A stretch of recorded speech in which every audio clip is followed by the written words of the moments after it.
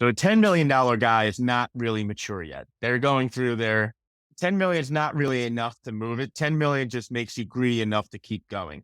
And that's where you see like a lot of like the entry level sales for like Ferraris, Rolls Royces, and all of this stuff. People get to the first 10, but it isn't until after you hit the $100 million mark that everything changes. And at that point, it's not about saving or making an extra zero, although some people might be. It's about what kind of an impact am I going to make?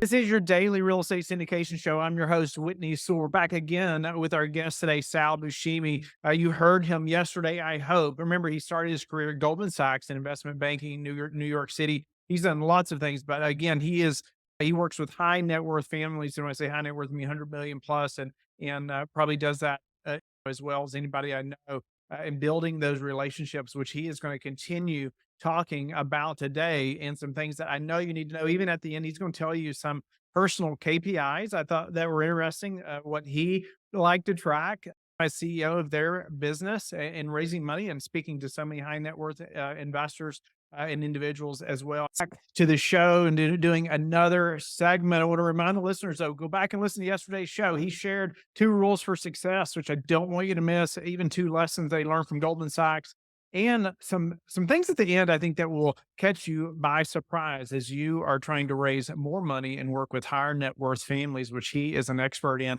Sal, looking forward to diving right back in. Thanks for joining us again. Thank you. Let's do it. Sal, why is it so hard to raise money right now? Because interest rates have really thrown a monkey wrench into a lot of the things that were proven to have been sacrosanct. And that has been commercial real estate. And I think what people are starting to experience today is that they got involved in certain opportunities they shouldn't have. And it looked pretty interesting because rates were at zero. When you have rates at zero for too long of a time, it invites unwanted participants in the market. And then you start seeing all sorts of noise. For example, crypto, NFTs, that would never have happened without zero interest rates. So there's been some sort of like that catered, when you think about it, that catered to a lot of people who made a lot of money very quickly. Same could be said probably with some multifamily properties. I think right now people are just kind of sitting in there and they're waiting to see what happens as it relates to in commercial real estate, more trades to happen. Right now, it's more of like a Mexican standoff. Nobody's selling, everybody wants top dollar, even though it's a Super Bowl. Like pref is more expensive. It makes no sense to me. And then also Silicon Valley Bank sort of became sort of an issue too with a lot of people who are invested in the tech. So people are a little gun shy because of the effect that rates have had since being raised 550 basis points, just in the past year alone. And that's really sort of like something that is pretty consequential because people don't know what's going on. And we're also going into probably one of the more contentious elections that we've ever seen. And you have 2 former presidents for the first time going after it on stage. People are worried about Ukraine. I think there has been a awakening, if you will, with Elon, and this is just my conjecture, buying Twitter, that people are starting to see and peel back the layers of the onion, that certain things that were promised to them really weren't what they appeared to be. And they're just in wait and see mode. However, that's mostly like the upper middle class, because they lose their job or whatever, they're out. The last thing they need is discretionary real estate. So they think. So they'll continue to apply it into things that hold. I also think that there are some people who are sitting on the sidelines waiting for the best deals to come. And oftentimes you don't know when that happens, but I can tell you we're probably far removed from that right now. Just based on my experience going into my 3rd cycle, I think that we'll see probably in the next 18 months and going into the election will probably be one of the lowest points we'll see in the commercial real estate market. And depending on what happens with that election, that could go into anything else at that point. There's a lot of geopolitical risk that's happened for the first time, and that's really become sort of an issue today. Yeah. What are your expectations just for the real estate market or investing market? We'll say I know you're not extremely focused on real estate this moment, it seems, but Just the economy, what do you expect, and how is that affecting what you all are doing personally? I I think there's some people who are the doomsdayers, and I don't think that the United States is going to lose its U.S. dollar reserve status. If that happens, all hell will break loose. I think Jerome Powell is not a Ivy League. I'm sorry, he's not an Ivy Tower dwindler. He's a banker, he's a deal maker. One of my CEOs actually worked with him at Carlisle. So he's going to inflict, he doesn't care who gets hurt because he's a deal guy. Somebody's going to win, somebody's going to lose. And if you look at real interest rates the way they are right now, meaning you're around 2%, which is not really that high enough, I think you're going to see interest rates go higher. And what that'll do is that'll make the US dollar, I think, much stronger going forward. That's my conjecture.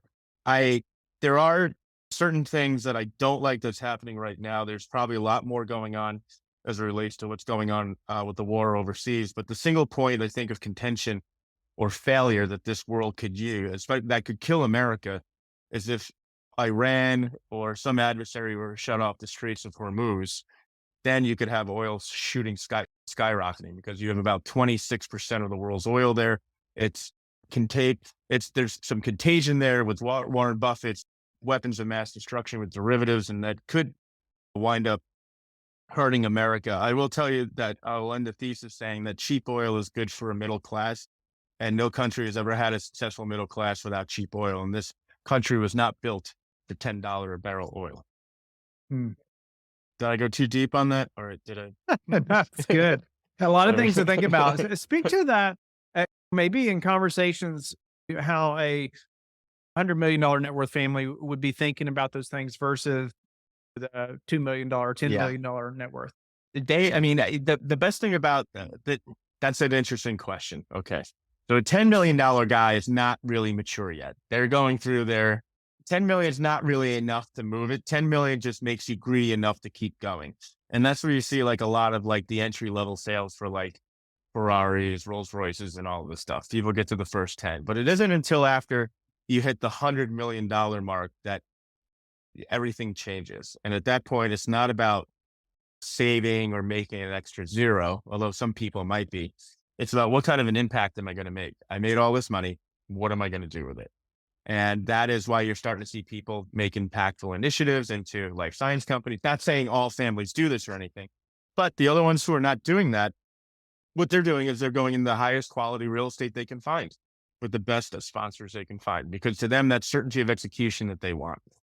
They don't need to get rich quick. They don't need to go into an apartment, a C-class multifamily in Reno for a rehab. They're not looking for that. They're looking to buy the class A apartment building in New York with the best renters in there who can afford any sort of inflationary shocks as it relates to cost of living. They are looking for certainty. They're not looking, and I hate to say this, but they're not looking to have tenants in real estate who are poorer than they are, if that makes sense. They're looking to have, whether it's corporate tenants like we have in industrial, or maybe a class A multifamily in a tier one city like Miami, New York, where there's a lot of movement, and like Brickell, where I live. That's something that you're starting to see families do that. That's what their concern is right now. The concern becomes different. Everything sort of has a parabolic wave, but you also have to remember too that the US is still a safe place for rich people around the world to invest. And that's what you're starting to see, is people still concentrating their bets in the United States, to the point where we're actually seeing some states actually close off to foreign investors. Hmm. Interesting. You mentioned in yesterday's segment, I think briefly as well, I meant to follow back up, but then you mentioned it again now, like that high net worth families, definitely a different place, right? 100 million versus 10 Yeah. million or Mhm. less, but they're looking for impact. And how do you engage in that conversation to show that there's impact or that they're going to care about? We just had a not just in February, we just received note that one of our investments in one of my funds, called Avive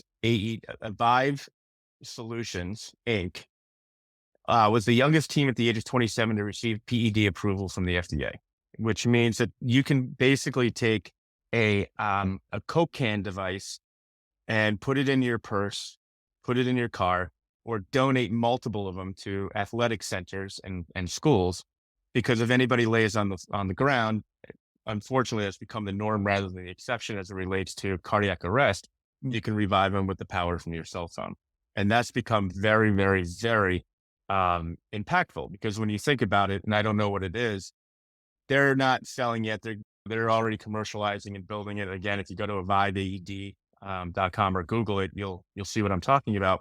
But the impact that they have is the bragging rights to say that they probably have impacted maybe 10,000 lives already in the past 6 months because of how many times this thing has been used to save a life. And that, and with the with the therapies and some of the more aggressive things in cancer, and as it relates to drug discovery and the company that I was telling you about, Thrive Bioscience, they're very happy knowing that they're making a mark on society that they'll be able to tell their friends. And it's like anyone else, your Yeah. friends behind your back. I know the guy that invested in a Vive and all, or owns part of the Steelers or this skyscraper or something. And that's really to them how their status is as a function of their intellect and their character, right?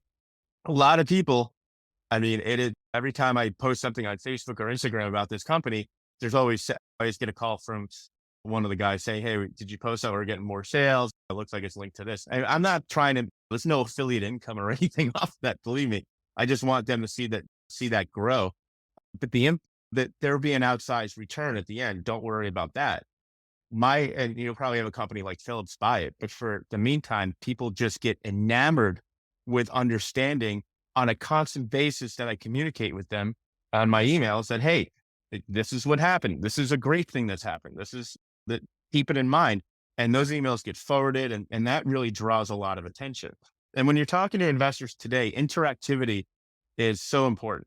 But you got to call them, talk to them. If you're not friends with them, you don't want to be friends with them, don't engage with them. These are people who you're going to be married to. But you have to make sure you're understanding that you're not selling shellfish to someone who might be allergic to it. There are people who are not going to be interested in this. They're more interested in the sexier things like SpaceX or AI Scout or something.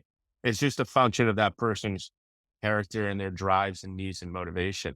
So we have, as I said before, with HRM was started because there was a lot of real estate investors that became life science investors because they understood that there was an impact that they could make more directly rather than having to go through philanthropies and expensive with high expense ratios. And maybe you don't know where that last dollar is going. But once we showed our investors that almost 100 cents on the dollar goes towards companies like Avive or Thrive or any of these technology companies, now all of a sudden become more motivated because for them, they can see the impact tangentially, not just as a function of the profit, but as something much more altruistic. It's their deal toy, just like you were talking about at the end of the last segment, right? Yeah. It's bragging Yeah. rights. Yeah.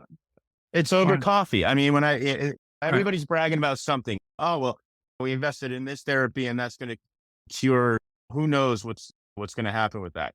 And that's really what people want are the bragging rights. Everybody's a social animal. They're all looking for approval from other people. We just sell legitimacy. All right, Sal. A few final questions quickly as we're running low on time. What's your best advice for passive investors right now?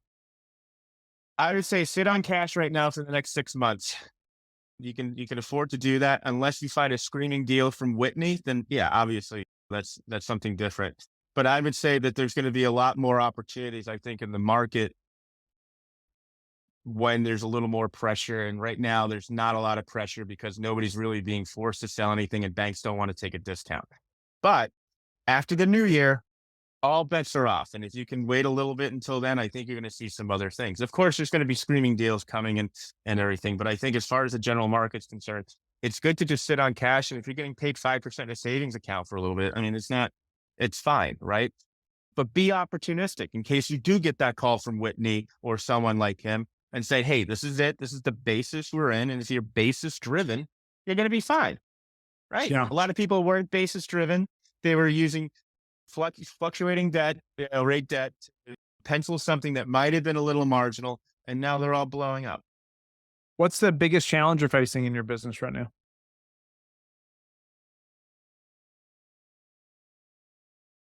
I'd like to get this scaled up. This will be the third time I've done it. I'd like to get this scaled up to about $100 million before the end of next year. I think I'll be able to do it with the book and everything, but that is a personal challenge between myself and my partners.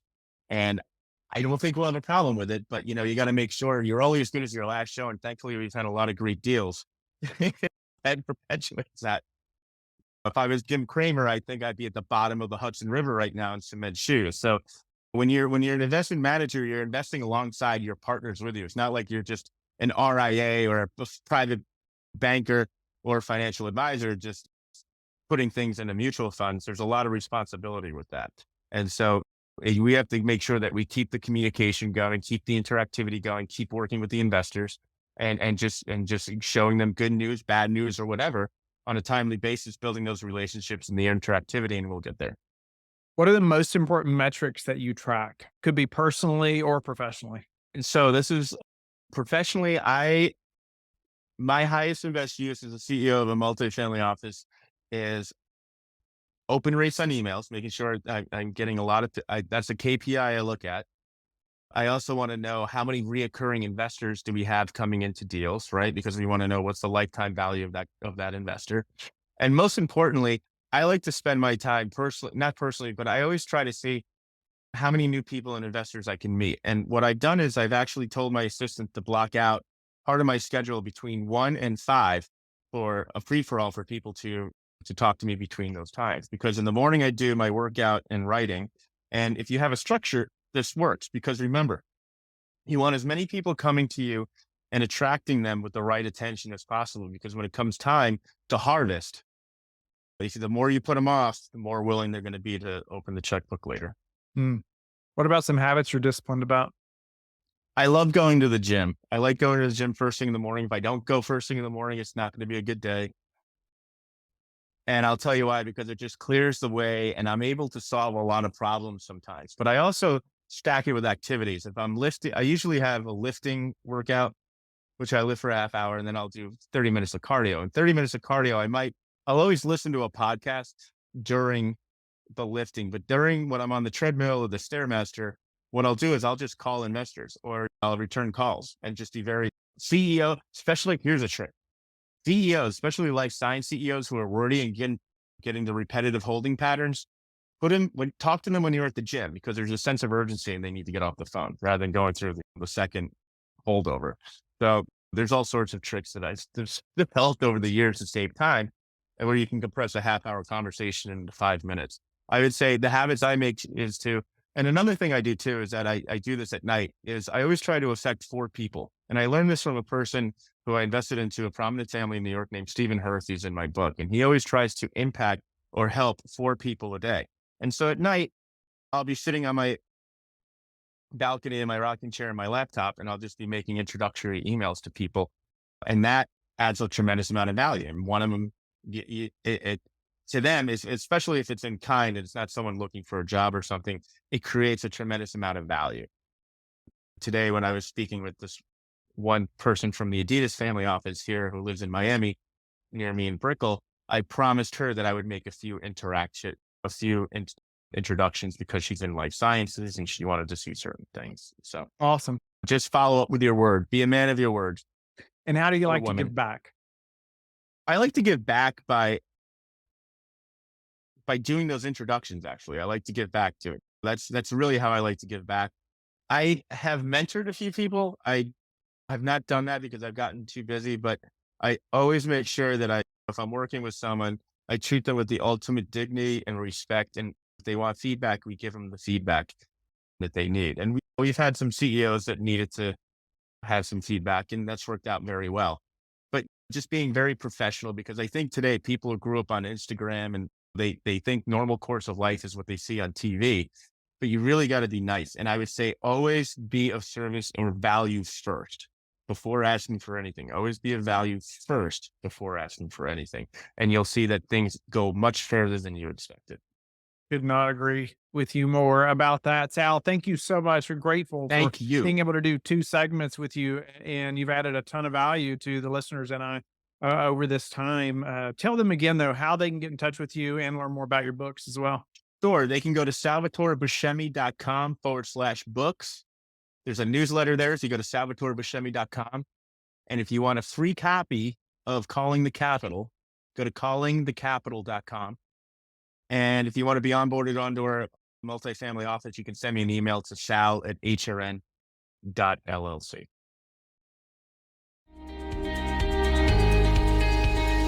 Thank you for being with us again today. I hope that you have learned a lot from the show. Don't forget to like and subscribe. I hope you're telling your friends about the Real Estate Syndication Show and how they can also build wealth in real estate. You can also go to lifebridgecapital.com and start investing today.